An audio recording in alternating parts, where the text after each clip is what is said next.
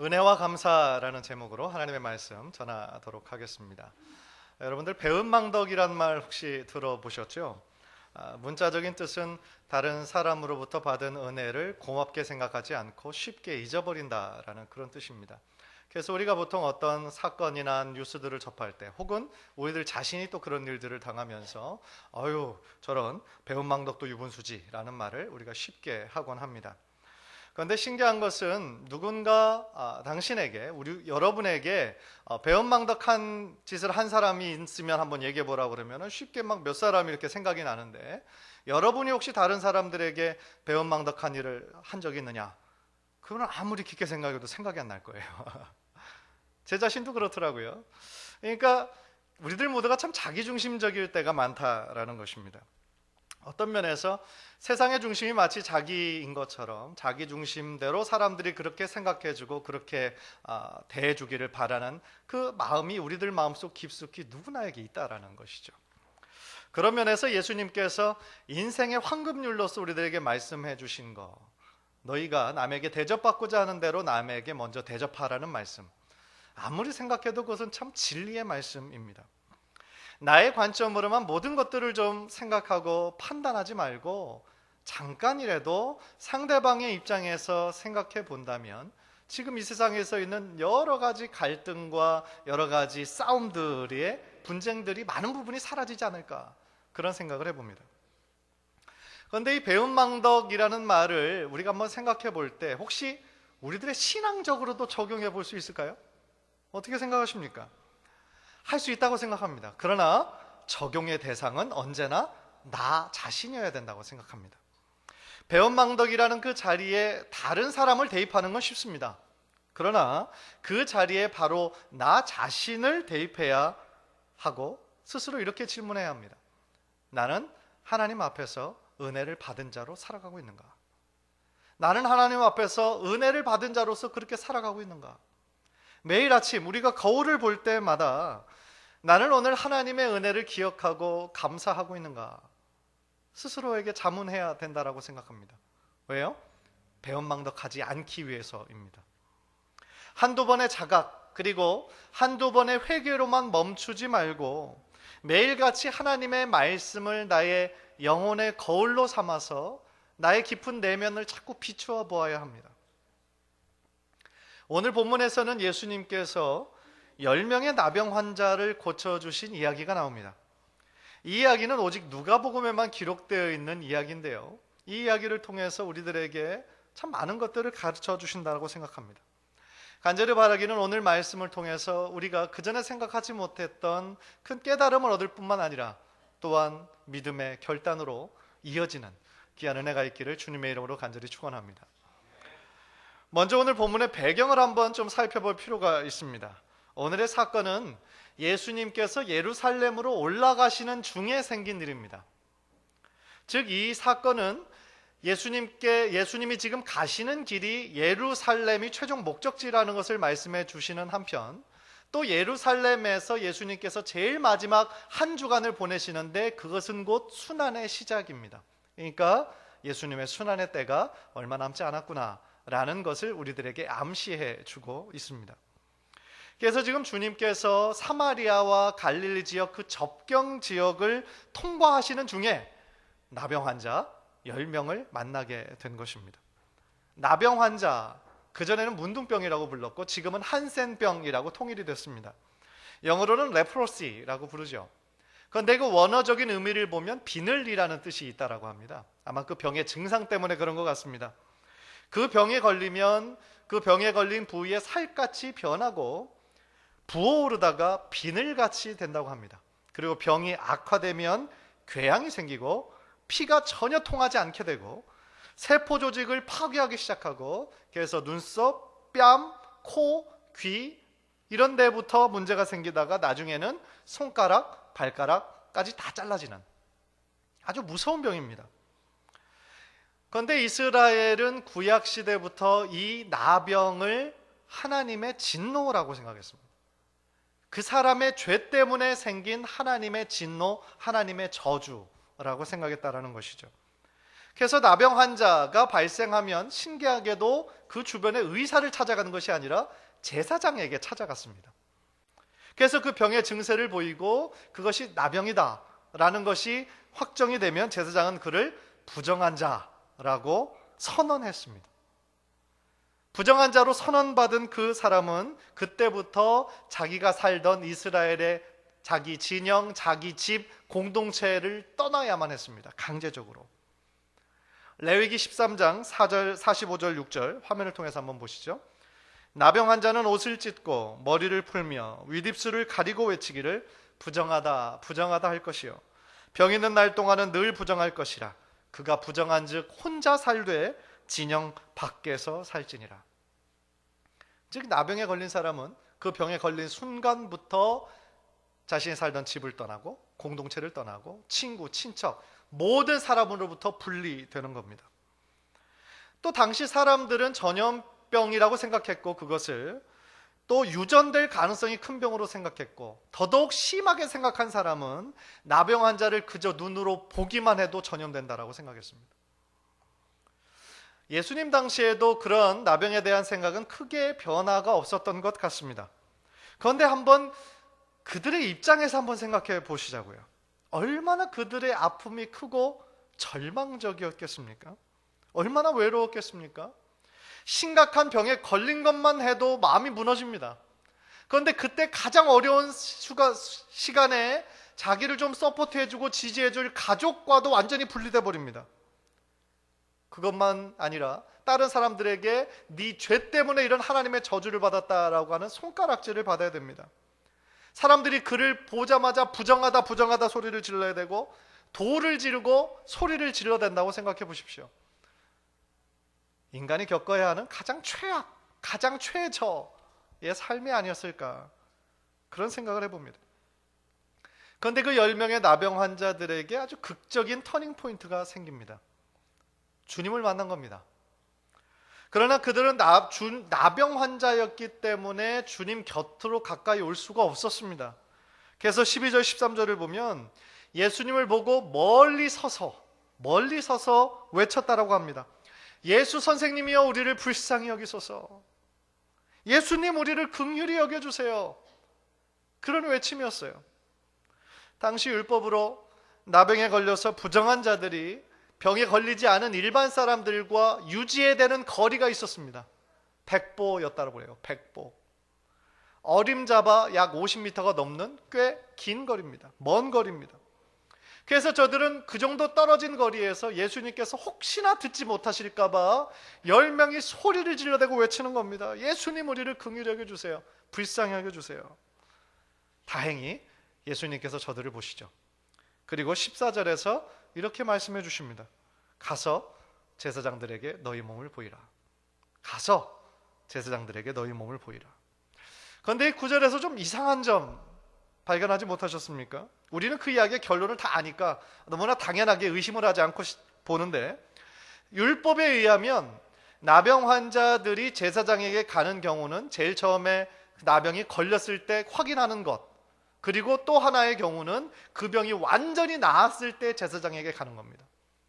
그런데 지금 이 10명의 나병 환자들은 자신들의 몸이 전혀 낫지 않았어요. 여전히 지금 문둥병으로 뒤덮여 있습니다. 그런데 예수님께서 뭐라고 말씀하시냐면 다른 복음서에 나와 있는 것처럼 그 몸을 예수님의 사랑의 터치로 만져주신 것도 아니고 혹은 깨끗함을 받으라, 네 병이 이제부터 나았다 라는 어떤 확실한 말씀도 전혀 주시지 않은 채 무조건 제사장에게 가라는 겁니다. 보이라는 겁니다. 좀 이해하기 힘든 말씀이죠. 그러나 여기에서 우리가 첫 번째로 깨닫게 되는 것이 있어요. 그게 뭐냐면 하나님의 말씀을 믿고 순종하는 자에게 은혜를 베푸신다라는 거예요. 믿고 순종하는 자에게 은혜를 베푸세요. 그러니까 10명의 나병 환자들이 저 멀리 떨어진 데서 예수님의 그 말씀을 듣고 무슨 생각을 했을까요? 아마 저들끼리 막 여러 가지 의견이 있었을 겁니다. 예수님의 명령이 이제 저희들에게 떨어졌으니 저들에게는 딱 두 가지 옵션이 있어요. 선택이 있습니다. 말씀에 순종해서 여전히 나병으로 막 뒤덮여 있지만 말씀에 순종해서 가는 거, 그리고 또 하나는 에이 뭐 이런 경우가 다 있어, 그대로 병이 다 있는데 불평하면서 자신이 가던 길을 가는 두 가지 경우만이 지금 놓여져 있습니다. 그러니까 여기에서 우리가 발견하는 건 뭐냐면 예수님께서 지금 그들의 병을 치유해 주시지 않은 상태에서 저들로 제사장에게 가라고 한 거는 일종의 시험이었다는 거예요. 일종의 테스트였어요. 믿음의 테스트였어요. 그런데 신기한 거는 오늘 본문을 보면 아무도 낙오되지 않고 그 10명 전체가 제사장에게 갔다라는 거예요. 신기한 일이죠. 그러니까 적어도 저들 마음에는 아직 온전한 믿음은 아니지만 적어도 예수님의 말씀을 듣고 순종할 때에 어떤 일이 일어날 거다라는 그러한 바램들은 있었던 것 같습니다. 그리고 저들이 아직도 문둥 나병으로 뒤덮여 있는 저들의 몸을 이끌고 제사장에게 가기로 결단하고 걸어가는 중에 놀라운 일이 일어나죠. 저들의 병이 깨끗해진 거예요. 기적이에요. 우리는 이 사건을 통해 하나님의 말씀을 믿고 순종하는 자에게 하나님의 귀한 역사가 일어난다는 사실을 다시 한번 배우는 거예요. 다시 말하면 믿음과 순종은 불가능을 가능케 한다는 겁니다. 그리고 그 믿음은 바로 하나님께서 이 모든 것을 다 이루실 수 있다라고 믿는 우리들의 확신인 거예요. 어제 토요 새벽 예배 때 참석한 우리 성도님들과 함께 어제에 해당하는 그 원이어 바이블 성경 통독의 본문을 함께 읽었습니다. 그 본문을 읽으면서 딱 한 구절이 아주 제 눈에 크게 들어왔어요. 마태복음 19장 26절입니다. 마태복음 19장 26절. 그리고 화면을 보면서 우리 한번 다 함께 읽겠습니다. 시작. 예수께서 그들을 보시며 이르시되 사람으로서는 할 수 없으나 하나님으로서는 다 하실 수 있느니라. 아멘.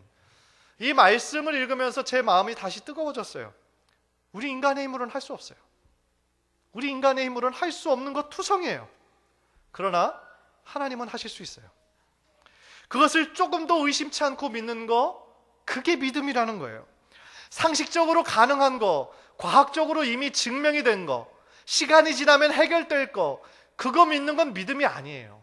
그거는 세상 사람들도 다 그렇게 알고 그렇게 아는 거예요. 우리 크리스찬의 믿음은 비록 상식적으로는 맞지 않아도, 과학적으로는 증명이 안 돼도, 불가능한 일이라 할지라도 하나님께서 원하시기만 하면 하실 수 있다라는 것을 믿는 게 우리들이 가져야 할 믿음인 거예요. 그런데 참 어려운 건 뭐냐면 때때로 하나님께서 오늘 본문에 나오는 경우처럼 아무것도 지금 눈에 보이지 않는 상황에서, 아무 상황도 변하지 않은 그런 데에서 우리들에게 무엇인가 행동하기를 원하실 때가 있다는 거예요. 그거 참 딜레마예요. 힘들어요. 내 눈에 무엇인가 좀 선명하게 좀 보였으면 좋겠는데 앞에 보이는 게 없어요. 좀 손에 좀 뭔가 잡히는 게 있었으면 좋겠는데 손에 잡히는 게 아무것도 없어요. 그런데 하나님께서는 우리들로 하여금 믿음으로 결단하고 순종하기를 원하실 때가 있어요. 그것이 바로 오늘 본문 이 10명의 나병 환자에게 주신 것처럼 믿음의 시험인 거예요. 우리들에게 믿음을 테스트하시는 거예요. 어떤 테스트냐? 네가 지금 네 눈앞에 보이는 그 환경을 의지하는지 아니면 하나님의 약속의 말씀을 믿는지에 대한 하나님의 테스트인 거예요. 그런데 솔직하게 말씀드리면 저를 포함해서 우리는 아주 본능적으로 눈에 보이는 것을 더 의지하고 싶은 그런 충동과 유혹이 늘 있어요. 무엇인가 좀 손에 잡히는 안전한 것을 추구하고 싶은 마음이 우리에게 있다는 거예요.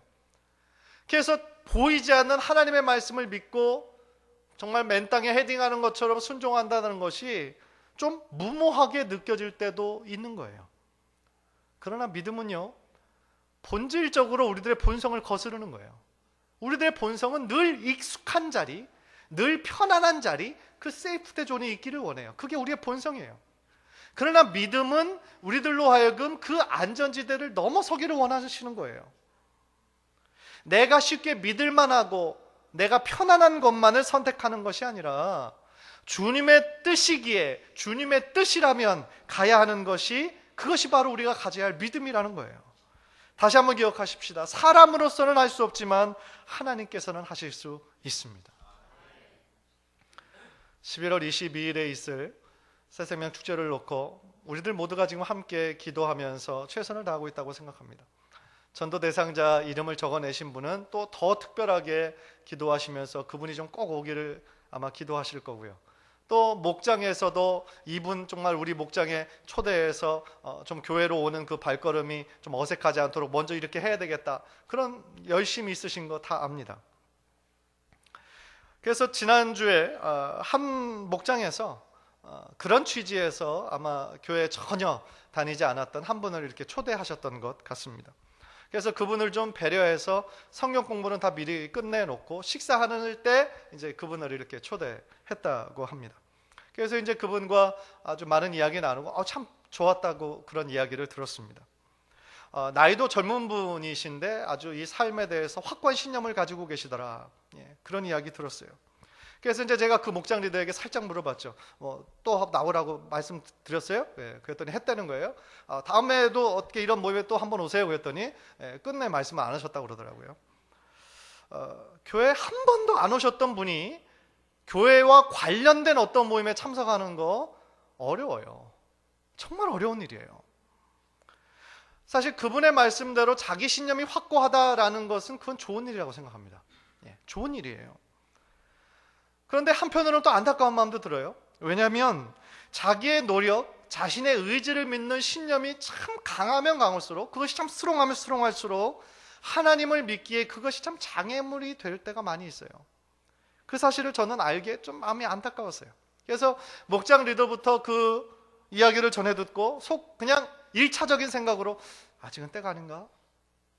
그런 생각이 언뜻 들었지만 그러나 누가 합니까?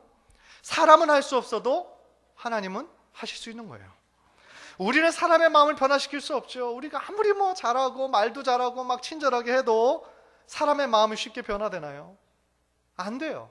그러나 하나님은 하실 수 있어요. 자신만을 믿던 그 마음이, 자신의 그 스트롱한 의지와 노력을 믿던 그 마음이 어떤 계기를 통하여서 하나님을 향한 믿음으로 변화될지 누가 알겠어요? 아무도 모르는 거죠.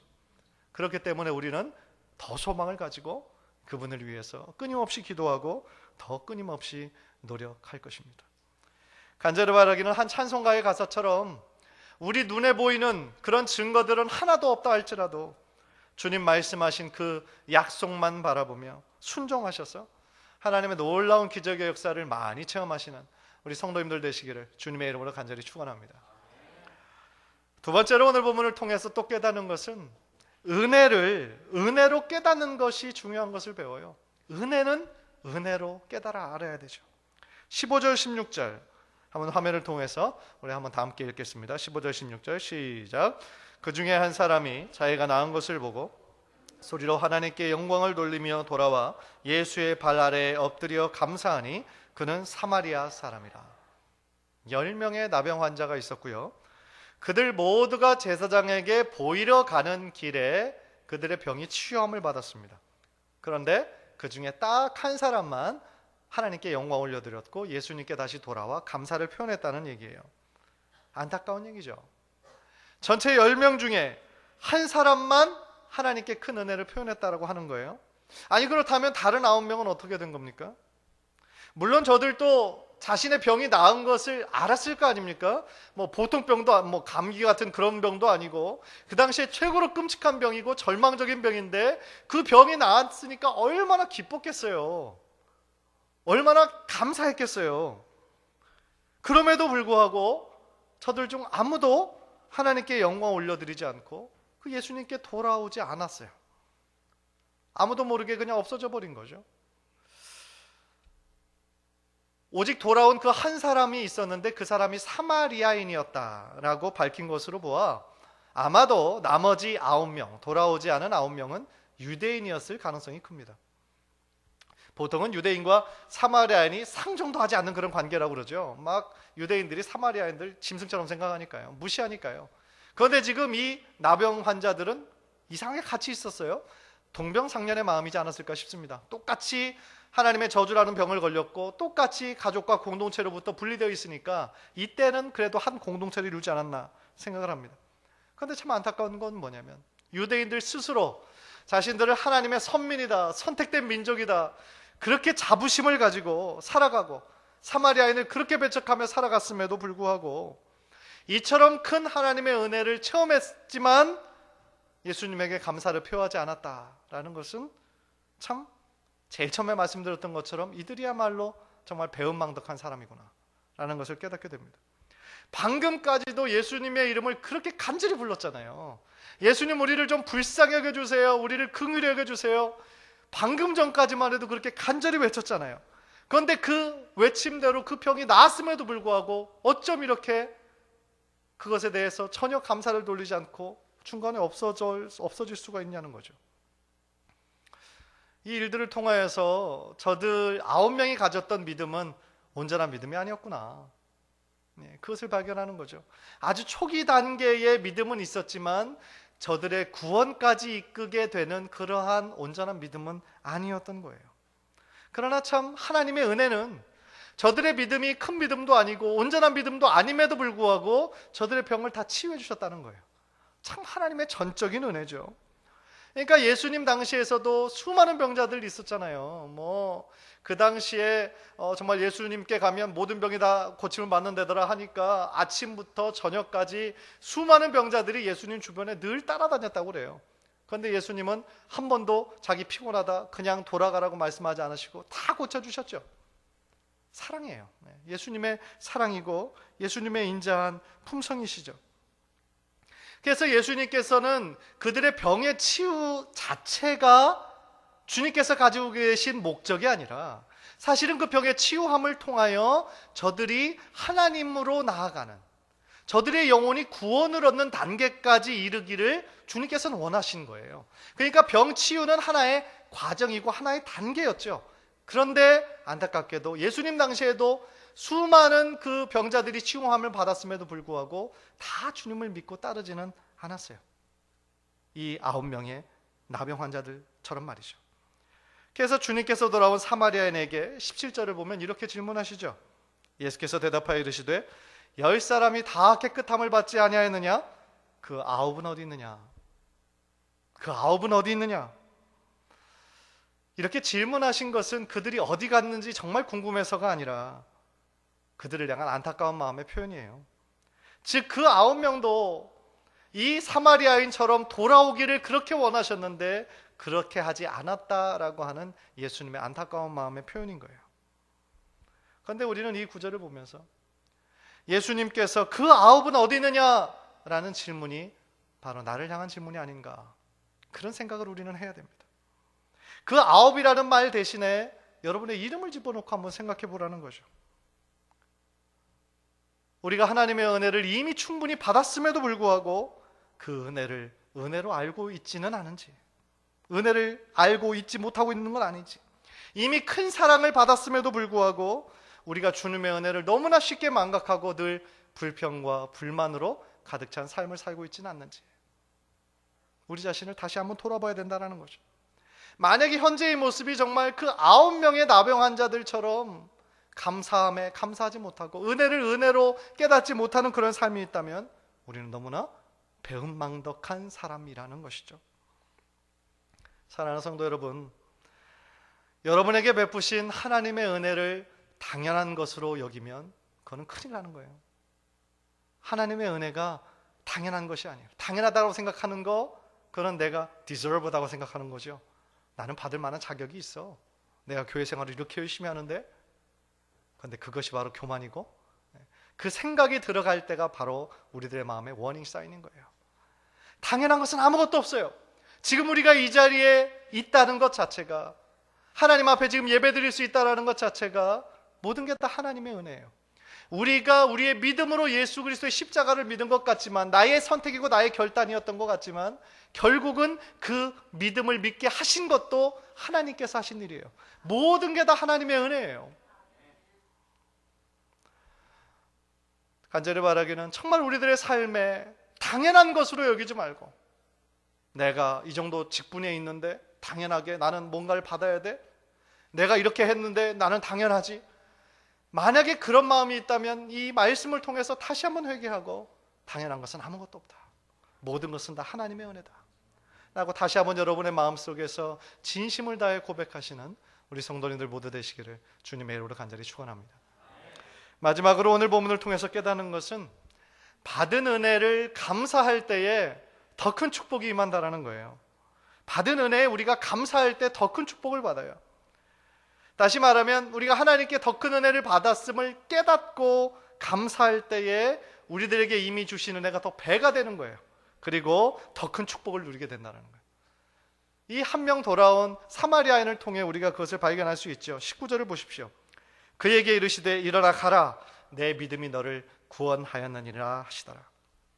그가 받은 축복이 뭡니까? 방금 전까지 받은 축복은 그 끔찍한 병 나병에서 온전히 고침을 받았다라는 거예요. 감사한 일이죠. 그러나 더 큰 축복을 받았어요. 뭡니까? 그의 영혼이 구원을 받았어요.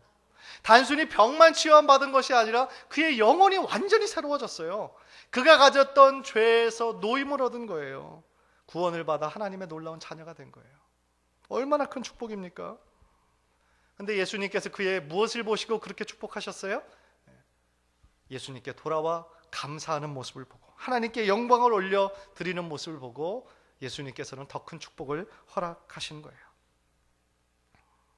성경에 이와 비슷한 경우가 또 있죠.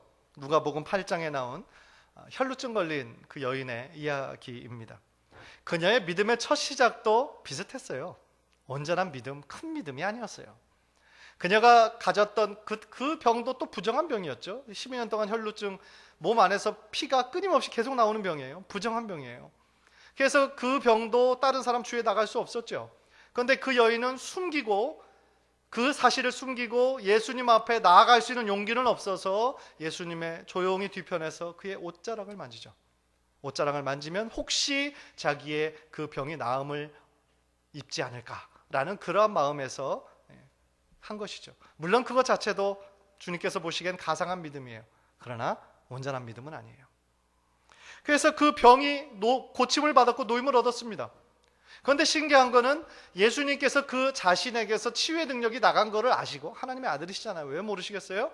그것을 아시고 그냥 가지 않으시고, 왜냐하면 지금 야이로의 딸을 고치러 지금 급하게 가시는 길이었거든요. 급하게 가시는 길인데 굳이 고개를 돌리시고 그 함께 가던 무리들을 스탑시키시고 누가 나의 옷에 손을 만졌느냐? 누가 했는지 그것을 꼭 보기를 원하셨거든요.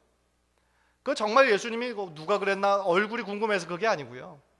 그 여가 가졌던 그 믿음이 주님을 아는, 주님을 하나님의 아들로 고백하는 그 믿음까지 나아가기를 원하시는 그 마음 때문에 그녀를 부르신 거예요. 그러니까 그 한 영혼을 생각하시는 예수님의 마음이 있었기 때문에 그렇게 하셨다라는 것이죠. 그래서 그녀의 이 병고침이 그걸로만 끝나는 것이 아니라 그것이 예수님을 나의 구주라고 고백하는 온전한 믿음으로까지 나아가게 하는데 이르시도록 하기 위해서 예수님이 그렇게 말씀해 주신 거예요.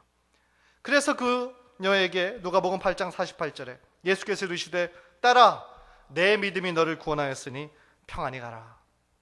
내 믿음이 너를 구원하였으니 평안히 가라. 그렇게 말씀해 주셨죠. 과연 그녀의 발걸음은 이제 편안한 발걸음이 됐죠. 그리고 다른 사람들한테 다 부끄러운 부정한 여인이었지만 이제 주님께서 이제 이 여인은 깨끗하다, 깨끗하게 나음을 입었다, 공식적으로 선언해 주셨죠. 얼마나 자유함을 얻고 돌아갔겠습니까?